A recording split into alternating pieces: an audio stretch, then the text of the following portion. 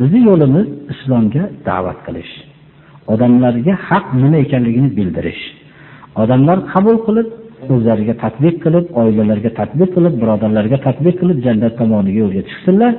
Bo'lmasam qabul qilmasdan jahannamga o'tin bo'lishga tayyorgarlik ko'rarsin. Qo'limizda hozir shundan boshqa huquqimiz bizning yo'q, birodarlar hozir. Biz odamlarni islomga da'vat qilamiz. Xohlasa ham, xohlashmasa ham. Chunki biz ularni yaxshi ko'ramiz. Biz uni yaxshiligini bildik o'zimizda va oilamizda ko'rdik shu narsani. Ko'rganimizdan keyin ularga ham shu narsani ilinamiz. Xohlasin odamlar bizni maqtasin, xohlasin bizga ozor bersin.